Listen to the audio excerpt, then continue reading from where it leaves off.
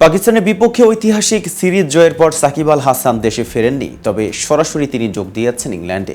সেখানে কাউন্টি চ্যাম্পিয়নশিপে সারের হয়ে একটি 4 দিনের ম্যাচ খেলবেন এই অলরাউন্ডার। সাকিব খেলবেন সমারসেটের বিপক্ষে। আগামীকাল বিকেল 4টায় টনটনে মাঠে নামবেন তিনি।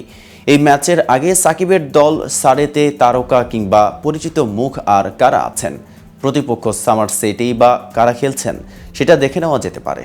এই বিষয়ে বিস্তারিত থাকছে প্রতিবেদনের বাকি অংশে। আর কেটিভি ক্রিকেট চ্যানেল থেকে আপনাদের সাথে আছে আমি মেহেদি হাসান। সারের হয়ে কাউন্টিতে ওপেন করেন ইংল্যান্ড জাতীয় দলে খেলা দুই ওপেনার ররি বার্নস ও টম সিবলি। বার্নস ইংল্যান্ডের হয়ে টেস্ট খেলেছেন 32টি, সিবলি 22টি। সারের সর্বশেষ ম্যাচে নটিংহ্যামশায়ারের বিপক্ষে 161 রানের ইনিংস খেলেছেন বার্নস। সাকিবের দলের অধিনায়কও তিনি। টি-20 ক্রিকেটে ইংল্যান্ডের নিয়মিত মুখ উইল জ্যাক সারের হয়ে ব্যাটিং করেন 4 নম্বরে। সর্বশেষ ম্যাচে প্রথম ইনিংসে 59 রান করেছেন। এই দলে আছেন ইংল্যান্ডের wicket keeper batsman Ben Foakes. চলতি বছরের মার্চে ভারত সিরিজের দলেও ছিলেন ফোকস, পরে জেমস স্মিথের কাছে জায়গা হারিয়েছেন। সর্বশেষ ম্যাচে সারের হয়ে খেলেছেন ভারতের সাই সুদর্শন।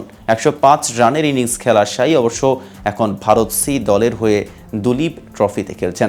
ক্রিকেটারদের 16 দফা দাবি মেনে নেওয়ার আশ্বাস বিসিবির। প্রতিপক্ষ সমারসেটে খেলেছেন ইংল্যান্ডের অভিজ্ঞ স্পিনার জ্যাক লিচ। সর্বশেষ ভারত সিরিজে খেলা লিচ ইংল্যান্ডের হয়ে খেলেছেন 36টি টেস্ট। ইংল্যান্ডের হয়ে 8 টেস্ট খেলা পেসার ক্রেগ ওভারটনও আছেন সমারসেটের বোলিং আক্রমণে।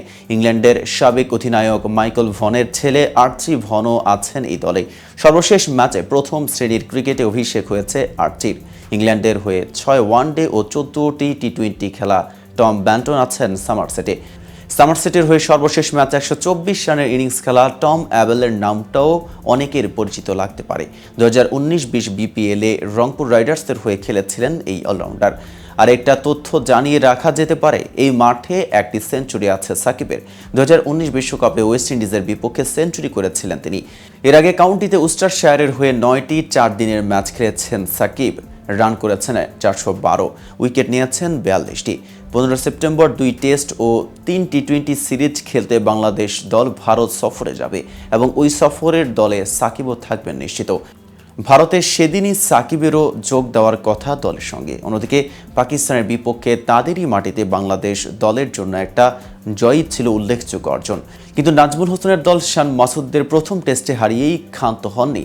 স্বাগতিকদের হারিয়ে দিয়েছে পরের টেস্টও। পাকিস্তানকে তাদেরই মাটিতে 2-0 ব্যবধানে হারানোর পর এবার বাংলাদেশের সামনে ভারত সফর। পাকিস্তানে অভাবনীয় সাফল্যের পর স্বাভাবিকভাবেই বাংলাদেশ দলে ভারত সিরিজ নিয়ে উৎসাহী ক্রিকেট প্রেমীর সংখ্যা বেড়েছে। আলোচনা হচ্ছে নাজমুলরা যে রেসিপিতে পাকিস্তানকে হারিয়েছে, সেই একই পথে রোহিত শর্মাদেরও হারানো যাবে কিনা। বাবর আজম, মোহাম্মদ রিজওয়ানদের বিপক্ষে যা সম্ভব হয়েছে সেটি বিরাট কোহলি, রোহিতের বিপক্ষেও সম্ভব কিনা, এই প্রশ্নের প্রথমেই দেখা দরকার বাংলাদেশ দল পাকিস্তানে কিভাবে জিতেছে। সিরিজের 2টি ম্যাচই হয়েছিল রাওয়ালপিন্ডিতে। প্রথম ম্যাচে নাজমুলরা জিতেছিলেন 10 উইকেটে, পরেরটিতে 6 উইকেটে। জয়ের ব্যবধান বলে দিচ্ছে 2 টেস্টের ফলে বড় ভূমিকা রয়েছে বাংলাদেশের বোলিং।